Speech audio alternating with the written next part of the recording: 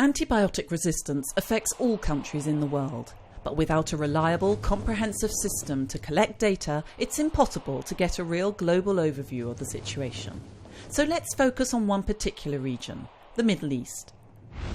In its hospital in Amman in Jordan, MSF treats casualties from Iraq and Syria and has observed that around 50% of its patients suffer from a multi-drug resistant germ infection. Why? The context first. Population displacements caused by conflict foster the propagation of bacteria. Moreover, the destruction of hospitals and poor hygiene result in the wounded being treated in unsanitary environments. But it also stems from a more global phenomenon: antibiotics being overprescribed by doctors, being available off the shelf in stores, and being misused by patients. How does antibiotic resistance come about? Bacteria become resistant either from a random genetic mutation or because they get wise to an antibiotic with repeated exposure and thereby learn to fend it off. To understand how resistance spreads, let's take a closer look at this bacteria sample, which is similar to what can be found in our bodies. Some bacteria are good, but others make us ill, and some of these may already be resistant.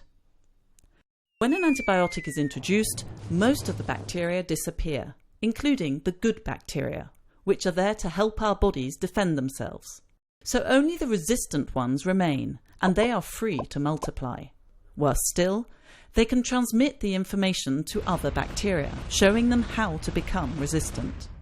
This can lead to severe health problems that can be extremely difficult, if not impossible, to treat. What can be done?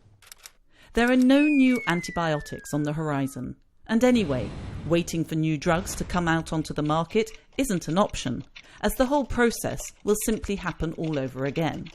Preventing resistance calls for attacking the root causes.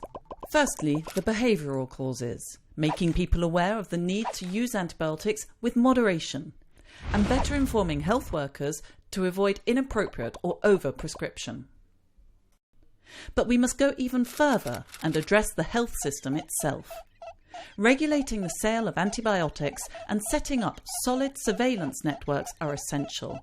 If we don't, we may as well just forget many of today's antibiotics.